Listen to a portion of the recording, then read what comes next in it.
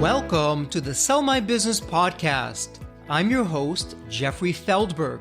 This podcast is brought to you by Deep Wealth and the 90-Day Deep Wealth Experience. Your liquidity event is the largest and most important financial transaction of your life. But unfortunately, up to 90% of liquidity events fail. Think about all that time, money, and effort wasted. Of the quote-unquote successful liquidity events, most business owners leave anywhere from 50% to over 100% of their deal value in the buyer's pocket and don't even know it. I should know. I said no to a 7-figure offer and yes to mastering the art and science of a liquidity event. 2 years later, I said yes to a different buyer with a 9-figure offer. Are you thinking about an exit or liquidity event? If you believe that you either don't have the time or you'll prepare closer to your liquidity event, think again. Don't become a statistic and make the fatal mistake of believing that the skills that built your business are the same ones for your liquidity event. After all, how can you master something you've never done before? Let the 90-Day Deep Wealth Experience and our 9-step roadmap of preparation help you capture the maximum value for your liquidity event. At the end of this episode, take a moment to hear from business owners just like you who went through the Deep Wealth Experience.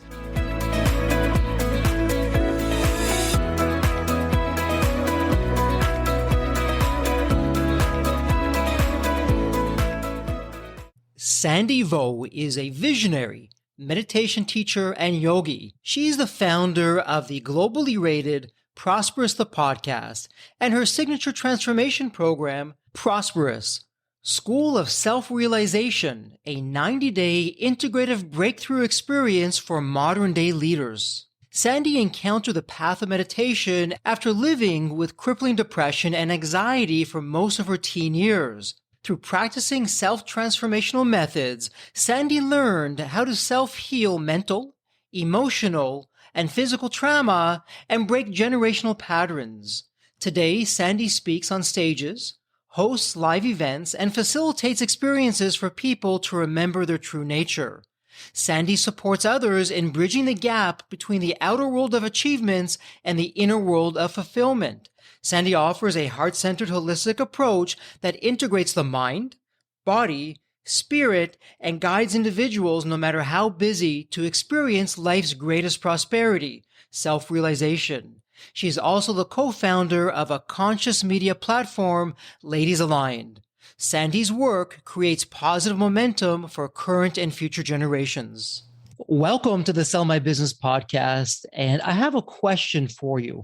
And that question is this: when you think about your liquidity event, do you believe that there's an art side to not just getting any deal, but capturing the absolute best deal? And in my experience from the trenches, I'm going to leave the theory for the classroom and the books. This is the real stuff. The answer is an absolute yes. But here's another question for you. If you're not on top of your game, if your inner world is just a mess and it's scattered and you're not laser focused, you're not energized, you're not feeling fulfilled, how do you think that's going to show up in terms of your outer world? Not a great situation. The great news, though, is today our guest is going to put us on the right path to make sure that we're doing everything right, that our inner world is in a terrific space and our outer world is just nothing but fulfillment, abundance, and all the good things that come along with that. So, Sandy, welcome to the Sell My Business Podcast. Such a pleasure to have you with us. Why don't we start off with my favorite question right at the beginning, and it's this. When you think about your story, there's always a story behind the story, Sandy. What got you to where you are today? Thank you so much for having me. And I have to tell you, Jeffrey, that was one of the most energizing introductions to sit in. And what a great way to be introduced to your audience. So a little bit about my story and where it got started. I would say that since I was young, I was always interested in philosophy without knowing what philosophy actually meant. I would always tell people how entertained I would be, even if I was spending time by myself, or if you put me in a room with a rock, I could look at the rock and probably hopefully give you something meaningful about that rock and how it relates to us as human beings. I remember when I was in college, my friends called me the Vo Show, and I had this quote board outside my dorm room door, and I would take my Expo marker, and every day there would be a quote that would just come from whatever I was inspired to share from my heart that morning. And so when I look back in my life, that a lot of this desire to understand life at a deeper level and this desire to understand, well, who am I, started really young. And a huge inspiration in my life was my cousin Lena. I remember we would have these nights where we would lay under the willow tree and we would just look at the stars and we would watch all the fire lightning bugs in the sky. And we were like, who made us? If our parents made us, and who made them? And then who made them? And where did they come from? And it just ended off in a place that was so infinite. And so for me, what changed this trajectory, what changed this desire to know life began when that same cousin that I'm talking to you about passed away from leukemia at a very young age. She was about to turn 21 years old. And I was 19 at the time, beginning my freshman year of college. And that, along with my father leaving and everything when I was younger, kind of around the same time, led me down this trajectory of depression. So I started to overwork myself throughout college. I would juggle multiple different jobs while attaining a higher GPA, and it's lots of extra credits. I signed up for a bodybuilding competition after I gained tons of weight. And I was in this place where I was part of this societal system of this is how you operate. And if you want to succeed in life, if you want to prove something of yourself, you better earn it. And this is how you do it. And I found myself chasing so many external things that were outside of me. And I thought, if I have a nice body, it'll make me happy. If I have better grades, it'll make me happy. If I make more money, it'll make me happy. I had my first biggest paycheck when I graduated out of college. I was knocking doors for a living, selling environmental sales. And I got my first $20,000 paycheck at 21 years old. And I remember not feeling happy. So I know that I constantly am reaffirmed in that true joy and true happiness comes from understanding our inner world and understanding who we are, like that childlike wonder that I had when I was younger. And that has been my quest. Through depression, I found meditation, and I spend and devote my life teaching to entrepreneurs, physicians, leaders of all kinds, what it means to live a meaningful life according to them and what their inner wisdom tells them. Wow.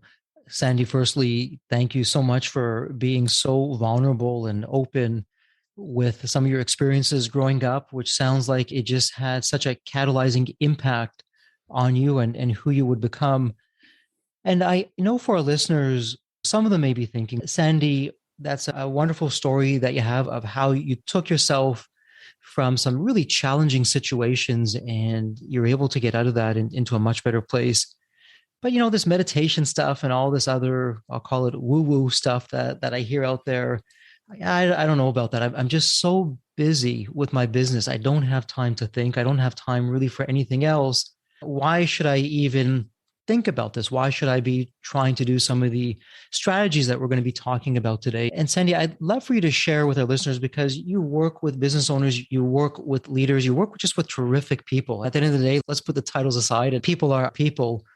So what's in it for me if I'm listening as someone from our community will tune into our favorite radio station, WII.FM, the What's in it for me radio station?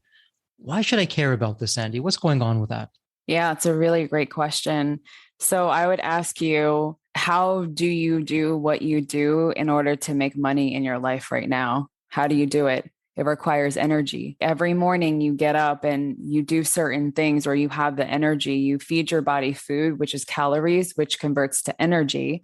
You're feeding that to your body so that you have energy to then input into your work system, however work looks like for you. And through that energy, you receive back in return energy in the form of a paycheck. So at the end of the day, everything is energy. And we can call it woo-woo, but this woo-woo is also science as well. science has proven that everything is energy. We all had learned in physics class that everything that we've touched, the pencil, the computer, the chair that we're sitting on, the car that we're driving in right now, is made out of a bunch of vibratory action, all activating each other at the same exact time, creating this illusion that there's something physical that's actually there. But really, it's energy, it's vibration. And so if at the very root of this, let's like cut away from the surface, if at the very root of this, it's all energy, then why wouldn't we prioritize our own energy? Why would we not value ourselves? Why would we not do things to feel good so that we can think more clearly, so that we can make decisions that literally create the outcome of our lives? There's this very beautiful saying from the Upanishads, and it says, "You are your deepest driving desires. As your desires, so is your will. As is your will, so is your deed. As is your deed, so is your destiny." And the Upanishads are teachings that go back to thousands and thousands of years ago, where men and women like you and I didn't have all these technologies, but we had very powerful inner technologies. And we learned by looking out at the sky and investigating within ourselves how our outer world reflects our inner world. And through those experimentations, we create the outcome of our lives. And so if you're feeling like I'm way too busy, I have no time to do any of these things, first understand that there's a lot of misconceptions in your mind right now. There's a lot of misconceptions around what you think meditation might be, or what you think self-care or prioritizing your energy might look like. It does not require a lot of time at all. And secondly, I would invite you to notice where you are compromising your own energy for anything. And just notice how that feels in your body. Do you feel drained at the end of the day? Or do you feel like you're in a very peaceful, rested equilibrium place and you can rest your head at night very comfortably? So if you can sit with some of those questions and get really honest with yourself, then ask, is my energy even important, or is this still just something that is woo-woo? And what's really interesting there, and you did a beautiful job, Sandy, expanding that and taking our listeners into a different place. And for our listeners, here's what I want you to think about. If you take some of the words that Sandy was using, and maybe you feel it's a little bit on the outer edge for you, let's put some science terms in there, because in quantum physics, you may hear something called the field or the quantum field or the universe, whatever you want to call it. And here's the what's in it for you when you listen to what Sandy is talking about. And Sandy, for myself, like most business people, a book early on in my business career as an entrepreneur was Napoleon Hill, Think and Grow Rich. And to me, that's kind of the old school way of doing things. And you also mentioned the old school way of doing things. You were just taught certain things, rightly or wrongly. This is how you do it. And it typically involves lots of effort, lots of time, hard work. And yes, you can get success that way, but you're working hard. You're probably not working smart. When you're able to go within, at least in my own experience, when you can meditate, when you have an inner world that's in the right place, I'll use the word manifest. Maybe you want to use the word success, whatever you'd like to use. I find that we can not only get to the destination quicker, but we do it better. And it happens. I'll also throw some other words out there. Maybe synchronicity, or maybe luck, whatever you'd like to call it, but you're at the right place at the right time, or you're speaking to the person who can really make a difference that if you didn't speak to that person, it otherwise wouldn't have happened. So all these things start to collide together in a very positive way to get things to happen. So Sandy, maybe you can share with our listeners who are wondering, okay, yeah, I like the idea of the ability to get to my goals quicker, helping people first and then myself second, and in that order. How do I begin to do that if I'm scattered, if I'm pressured, if I'm not feeling so good, I don't have a lot of energy at the end of the day? What's the first step? Yeah, I feel that this is a state that a lot of people end up getting to a place where they start looking into more alternative options, and then they find me. And so they're feeling scattered at this point. And it's not that they're not making money. Some of them are actually very successful, but even with all the success, they're continuing to find themselves scattered. They find themselves waking up, repeating the same things over and over again, and repeating the same habits as if they don't realize that they're walking through a revolving door that they could exit anytime. So if you're feeling that type of energy where it feels like a hamster inside of a wheel, or the feeling of running on a treadmill and not knowing that you can turn it off, you feel like you have to be on all the time, the first step is to understand the spaciousness that your life is actually requiring from you right now. Oftentimes, as leaders and business owners, we feel like we have to be on all the time. So we always prioritize our notifications on, and we prioritize our emails before we even feed ourselves, for example. And what I have to say about that is that when we're constantly experiencing stimulation in our waking state, then our mind doesn't have any space to actually make decisions from a standpoint that feels like it's a decision made from clarity, made from our own inner desires, made from our own deepest intentions, and not so much the intentions of other people. And so spaciousness really allows you to be able to process more clearly. And this is one of the first things that I like to sit down with people to begin to observe. What is your daily life looking like right now? And can you look at it from an outside objective, as if you're watching a movie and you're looking into your life and you're watching this character go about through life? What are they doing within the time that they have when the light is out? And then just begin to observe yourself, because what you might begin to recognize is how you are on all the time. And there actually is very little space to prioritize your energy at all.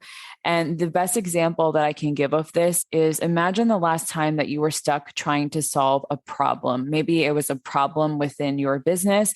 Maybe it was a problem within a relationship. And you kept thinking and thinking and thinking about how to solve this problem. You were thinking. But the point that we're missing, and why we can't solve problems by just thinking and thinking all the time, is that we're thinking at the same level of consciousness that created the problem to begin with. And so what happens is, when we step outside of that same environment and we take a walk outside, we go play a little bit, we do something that's completely different, we eat a piece of dessert that our bodies are craving, or whatever that is, when you just take that step outside, when you go for that workout, when you give your mind a breath of fresh air, suddenly the answer comes to you. Suddenly, the problem that you were looking for, or the problem that you had, has become resolved. And that's because of the spaciousness that has come through from that. And through that spaciousness, this is also what happens. You were thinking from a higher level of consciousness now. You're no longer thinking from the same level of consciousness that created the problem to begin with. So this is something that Albert Einstein said, who was the father of so much that we learn in quantum physics. He says you can't solve a problem at the level at which it was created.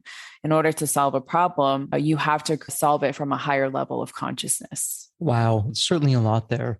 So let me ask you this, because I know you have a 90-day program that you're working with for leaders and helping them just have breakthrough experiences. If you had a magic wand, Sandy, that we can have a clean slate. So if we're working with you, you can just change the way we do things. Maybe you can walk us through an ideal day from the moment we wake up to when it's time to go to bed. How do we start changing our lives? What would be some of the daily best practices that would be effective for us? I can absolutely answer this question. And what I will always guide you back to is that it has to relate to your own inner wisdom, because what a perfect day looks like for you is going to be completely different than the person next to you. So just take all of this and take what resonates with you, and then leave the rest. But for me, when I look back in my own journey, being someone that has had businesses as well, and I have this online platform here now, I've been the person that would wake up, get on the computer, answer emails, and do all of that work-wise before I even feed myself, before I meditated, or any of those things. And I realized that it wasn't sustainable, and it was a fast track to burnout. And as a matter of fact, I did burn out. So I started applying my own practices. I started actually applying meditation, and I started to wake up. I would let my body wake up. I don't wake up to an alarm. I would start to use every opportunity that I could. I would almost basically inconvenience myself so that I could learn these skills. So I started to not keep an alarm on. I started to understand how to listen to my own body. I would tell myself, okay, wake up at 5 a.m. or 6 a.m. And before you know it, I'm waking up at 4:56 a.m. before an alarm clock would even ring at 5 if I had it on. And so I start to take care of my body, getting into movement, very slow, gentle, easy movement, and then some breath work to actually move some of that breath through my body, that oxygen. We don't realize that so much of the answers that we're looking for is within our own breath. Our breath is our medicine. And when you learn how to breathe properly from your diaphragm, just like the way that a baby is breathing from their diaphragm, which is how we all were breathing when we were younger, we're taking in so much oxygen throughout our bodies. We're relieving our nervous system, and we're no longer operating from this place of stress, which is the denominator of so many things. It weakens our immune system when we are stressed. And so if you're nervous even about getting sick, do this in the morning and it will help to decrease a lot of that stress. And then I would get into meditation, and I would really take time to now focus on my mind. Meditation is not what you think it is. It's not about quieting your thoughts. Meditation is an inner process of re-engineering your mind. So you're actually observing your thoughts as if there are birds that are flying in the sky. So beaches, right? Oceans. We love going to the ocean. We love watching the waves. So it's similar to you watching the waves of your thoughts, but you're not engaging with it. You're not judging it. You're not telling a story. You're not identifying with a meaning. You're just observing it. And through that process, it's almost like journaling. You're just writing things down, but within your own mind as you're observing it with no attachment. And the more that you do this, the more that you begin to understand your own consciousness. You understand what needs to happen in order to move forward so you can have a successful day. And these are small daily actions that if you repeat every single morning, it changes the entire trajectory of your life, because you're able to think and make decisions from a completely different space than scatter and stress. So I would say that's a small portion of it, and just spending a lot of time outdoors as well. There's a lot of negative ions within the earth, within the ocean, that help our bodies quite a bit. So I would invite people to engage with that more as well. Wow, so much that's there. And two things in particular, Sandy, that really stood out for me. I like when you said our breath is our medicine. And you're so right. When you read the research or you hear the stories, we forget how to breathe, and we take really for granted how breath can either put us in a great place, or if we're not breathing right, it can just zap us of energy and even our health. Are there any breath exercises that you can recommend for us of how we should be breathing, and maybe different types of breath in the morning or at night or during the day? Yeah, absolutely. So before I teach, I have 5 different breathing techniques that I teach within the philosophy that I teach, which is called Shanta Royale meditation. It stands for the Royal Path of Peace. And there are different elements, but before I teach anybody any of these breathing practices, I actually correct their breathing first. So like I said before, a lot of us are breathing from our chests right now. So the moment that you're afraid of something, you hold your breath just like this. Or like you're driving your car and somebody cuts you off, you're holding your breath. So a lot of us are actually living in that state 24/7 without realizing it.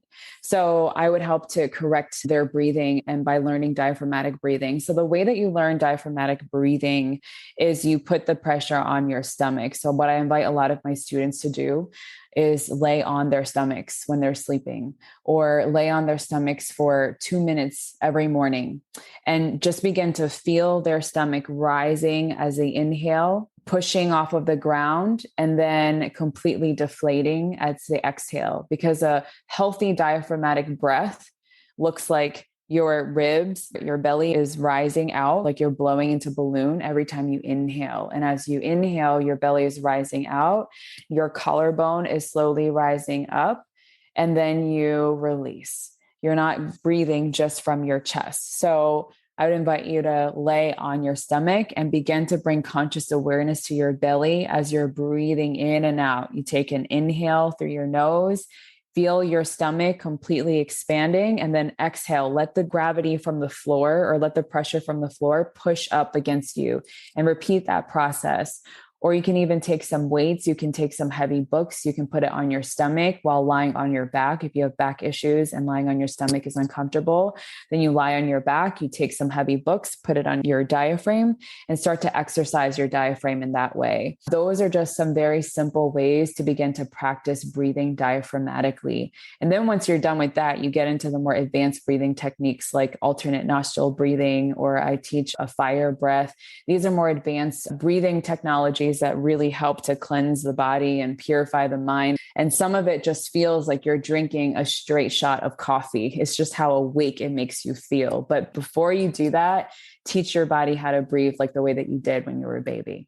And for our listeners, what I'd like you to imagine for just a moment with what Sandy's talking about, think about, let's take it to the business world, and you've done a presentation. Think of a few presentations, one where you weren't so great and one where you just absolutely hit it out of the park. I imagine in the presentation that you weren't so great, you were probably tense. You may be nervous in both types of presentations, but perhaps you were overly nervous. You just were off your game. And think of the presentation where you just brought it home. It was a success and things began to happen because of that presentation. Yes, you may have been nervous, but I suspect you were probably relaxed. You were enjoying yourself. You knew the material really well. You had a comfort level, and that's where the magic begins to happen. So now when you take it from the business side, and we go back to Sandy with what you're sharing on the breathing side and on the personal side, just imagine what you can do for your body when you're relaxed, when you're doing the right breath work, when you're feeling energized and you're actually opening things up, you're expanding, that you're able to just take your game to the next level. And then Sandy, circling back to what you said, you also said that when we meditate, it's really re-energizing the mind and just changing how we think. And I know when I speak to many people, when it comes to meditation, Jeffrey, I don't have the patience, or I just don't know how to do it, or I get really bored, or I can't do a minute, let alone 5 minutes or 20 minutes. What suggestions would you recommend in terms of how we can do, for the beginning, some type of meditation to get us into it? Yeah, the easiest form of meditation for anybody that just cannot even have the wherewithal to sit down and meditate right now, that just feels so far removed from where they want to be. The first thing that I would invite you to do is ask yourself, what is something that I really love to do, that every time I do this, I lose track of time? And it's not allowed to be work for just a moment. It's something that completely allows you to expand and focus your attention. So aside from work, because I know that can feel like a focused place for a lot of us business people, but what about painting? Or if you're someone that likes to, I don't know, fix cars or whatever that might be, what is something where when you engage all of your energy into it, you lose track of time? So do that. And that right there creates a similar experience as if you were meditating, because you're bringing all of your presence into the present moment. You are here and you are now. And that gives you the same experience as when you're meditating. And I would start there. I would start doing that activity 3 times or 4 times a week or daily if you really want to begin to grow and challenge yourself. After you become comfortable with that, after you're starting to feel good from, let's use painting, for example, painting for 5 minutes every day, then that's when I would invite you to begin a 1-minute meditation practice. So when I'm teaching meditation, I don't teach people and tell them to go sit in meditation for 20 minutes. What generally happens is, because most people are already overachievers, they will say, okay, she told me to meditate for 20 minutes. I'm going to try 40 minutes. So they'll sit down and they'll meditate for 40 minutes, and they hate it so much that they end up not wanting to meditate again for another 4 years. And so what I would invite you is to leave behind your overachiever mindset. There's really nothing that you have to earn here. You don't have to prove anything here. This is a safe space for you to be, and give yourself permission to slow down your breathing, which naturally will slow down your thinking. And then begin to listen to the breath as it's flowing in and out of your nose, right underneath your nostril. That's giving you a nice focal point right there. So for 1 minute, all you're doing is listening to your breath flowing in as you inhale and out as you exhale.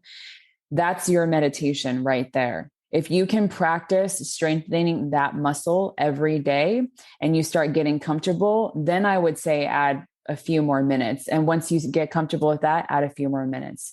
So if you're someone that goes to the gym, it's no different than building muscles. At first, when you go to the gym, you would not go in and your personal trainer would never tell you to pick up a 90-pound dumbbell because you would probably strain yourself. It's the same way with meditation. You wouldn't go and sit down and meditate for a long period of time. You would strain yourself.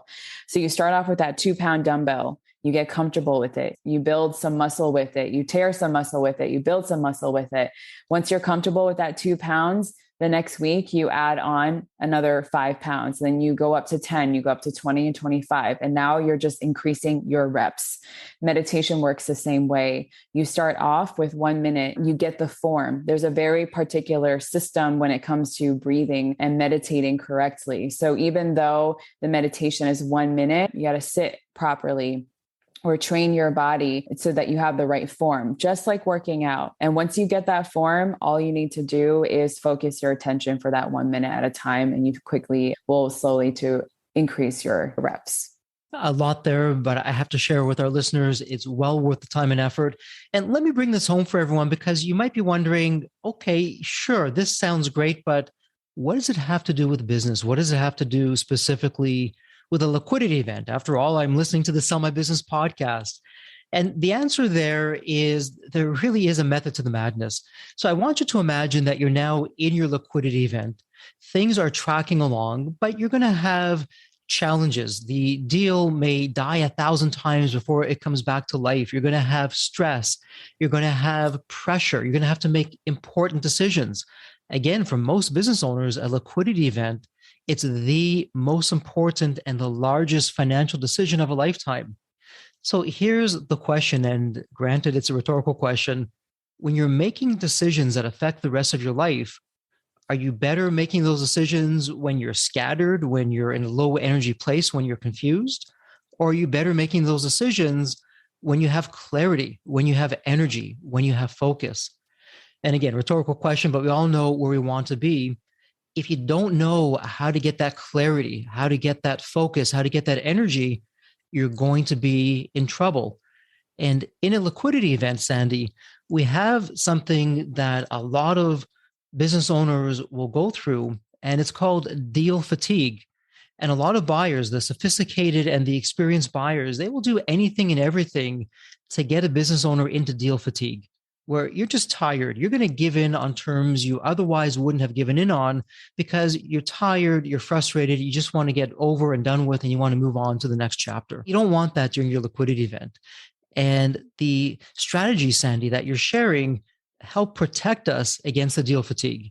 And in the 9-step roadmap, there's all kinds of strategies of how you build out a winning mindset that also protect you from deal fatigue. So when you combine the two of them, you really become a force to be reckoned with, and you can do some terrific things in terms of, again, not capturing any deal, but capturing the absolute best deal. And Sandy, I'm wondering, as we're talking here and someone's walking away from this podcast, and if they had to do one thing and one thing only, what would that be in terms of your advice to them of what they should be thinking about? I know one of your steps is having a winning mindset. And I really love that because everything that we think drives the reality that we live. So my one advice would be, if you can take time to just slow down and observe your thoughts more, it's going to help you to understand what is hiding within your subconscious or your unconscious programming that's preventing you from actually being able to grow the way that you want to grow, or to sell your business the way that you want to sell it. Are you actually taking a deal that's the best for you? Or are you just taking the deal, like your story, Jeffrey, how you had to walk away from a 7-figure offer, and then 2 years later, or however many years later, you had an offer that was 9 figures. And so it's the same situation. If you don't have that winning mindset, or if you haven't trained your mind to think from a clear place, then you're going to make decisions that will hurt in the long run. And so I'd invite you to take time to observe your thoughts and understand that there might be some unconscious programming there that's causing you to make decisions that aren't coming from a more grounded place.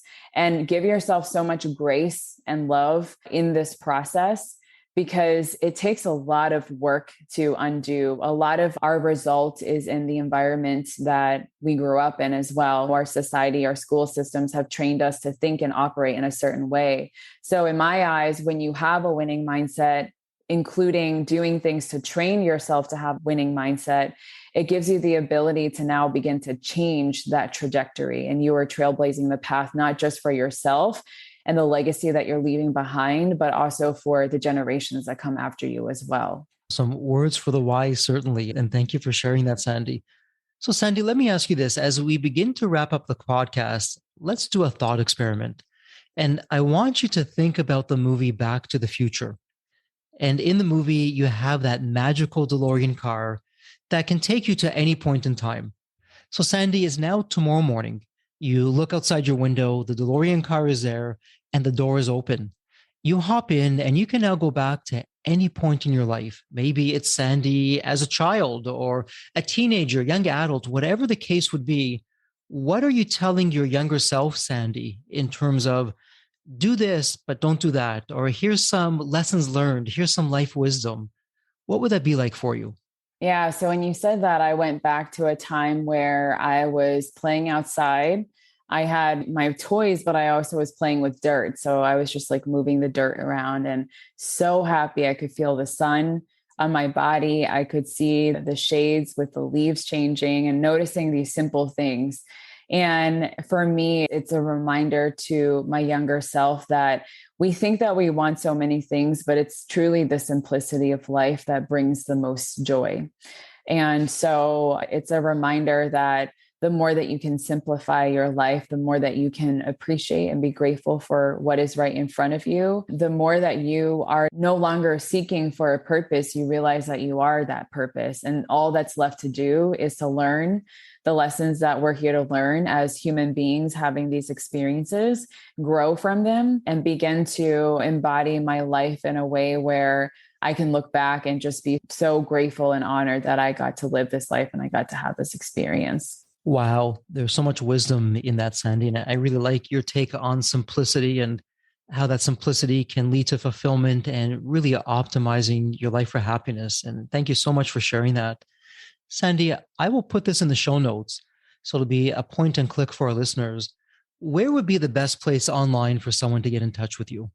Yeah, so you can find me on my website. It's www.sandyvo.com. And you can get access to my YouTube videos on there. I'm making more of a docu-series type videos now and sharing more in that way. And you can also find access to my program, Prosperous School of Self-Realization. It's a 90-day program, and you can find access to retreats as well on to prioritize and optimize your mind, body, and spirit. So everything is on my website.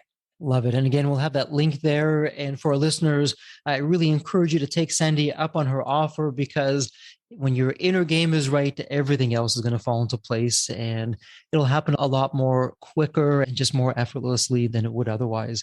Well, Sandy, as we wrap up this episode, a heartfelt thank you so much for taking part of your day and spending it on the Sell My Business podcast. And as always, please stay healthy and safe. Thank you, Jeffrey. You're such a great host. The Deep Wealth experience was definitely a game changer for me. This course is one of the best investments you will ever make, because you will get an ROI of 100 times that. Anybody who doesn't go through it will lose millions. If you don't have time for this program, you'll never have time for a successful liquidity. I mean, it was the best value of any business course I've ever taken. The money was very well spent. Compared to when we first began, today I feel better prepared, but in some respects, maybe less prepared, not because of the course, but because the course brought to light so many things that I thought we were on top of that we need to fix. I 100% believe there's never a great time for a business owner to allocate extra hours into his or her week or day. So it's an investment that will yield results today. I thought I will reap the benefit of this program in 3 to 5 years down the road. But as soon as I stepped forward into the program, my mind changed immediately. There was so much value in the experience that the time I invested paid back so much for the energy that was expended. The Deep Wealth experience compared to other programs is the top. What we learned is very practical. Sometimes you learn stuff that is great to learn, but you never use it. The stuff we learned from Deep Wealth experience, I believe is going to benefit us both. I've done an executive MBA. I've worked for billion-dollar companies before. I've worked for smaller companies before I started my business. I've been running my business successfully now for getting close to a decade. We're on a growth trajectory. Reflecting back on the Deep Wealth, I knew less than 10% what I know now. Maybe close to 1% even. Hands down, the best program in which I've ever participated. And we've done a lot of different things over the years. We've been in other mastermind groups, gone to many seminars, workshops, conferences, retreats, read books. This was so different. I haven't had an experience that's anything close to this in all the years that we've been at this. It's 5-star, A+. I would highly recommend it to any super busy business owner out there. And Deep Wealth is an accurate name for it. This program leads to deeper wealth and happier wealth, not just deeper wealth. I don't think there's a dollar value that could be associated with such an experience and knowledge that could be applied today and forever. Are you leaving millions on the table? Please visit www.deepwealth.com/success to learn more. If you're not on my email list, you'll want to be. Sign up at www.deepwealth.com/podcast. And if you enjoyed this episode of the Sell My Business podcast, please leave a review on Apple Podcasts. Reviews help me reach new listeners, grow the show, and continue to create content that you'll enjoy. As we close out this episode, a heartfelt thank you for your time, and as always, please stay healthy and safe.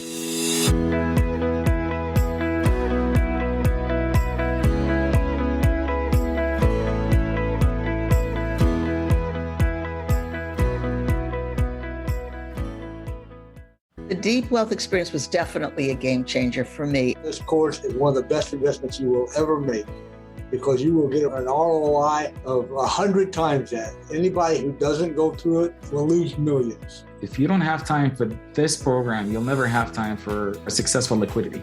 I mean, it was the best value of any business course I've ever taken. The money was very well spent. Compared to when we first began, today I feel better prepared, but in some respects, maybe less prepared, not because of the course, but because the course brought to light so many things that I thought we were on top of that we need to fix. I 100% believe there's never a great time for a business owner to allocate extra hours into his or her week or day. So it's an investment that will yield results today. I thought I will reap the benefit of this program in 3 to 5 years down the road. But as soon as I stepped forward into the program, my mind changed immediately. There was so much value in the experience that the time I invested paid back so much for the energy that was expended. The Deep Wealth experience compared to other programs is the top. What we learned is very practical. Sometimes you learn stuff that is great to learn, but you never use it. The stuff we learned from Deep Wealth experience, I believe is going to benefit us both. I've done an executive MBA. I've worked for billion-dollar companies before. I've worked for smaller companies before I started my business. I've been running my business successfully now for getting close to a decade. We're on a growth trajectory. Reflecting back on the Deep Wealth, I knew less than 10% what I know now. Maybe close to 1% even. Hands down, the best program in which I've ever participated. And we've done a lot of different things over the years. We've been in other mastermind groups, gone to many seminars, workshops, conferences, retreats, read books. This was so different. I haven't had an experience that's anything close to this in all the years that we've been at this. It's 5-star, A+. I would highly recommend it to any super busy business owner out there. And deep wealth is an accurate name for it. This program leads to deeper wealth and happier wealth, not just deeper wealth. I don't think there's a dollar value that could be associated with such an experience and knowledge that could be applied today and forever. Are you leaving millions on the table? Please visit www.deepwealth.com/success to learn more. If you're not on my email list, you'll want to be. Sign up at www.deepwealth.com/podcast. And if you enjoyed this episode of the Sell My Business podcast, please leave a review on Apple Podcasts. Reviews help me reach new listeners, grow the show, and continue to create content that you'll enjoy. As we close out this episode, a heartfelt thank you for your time. And as always, please stay healthy and safe.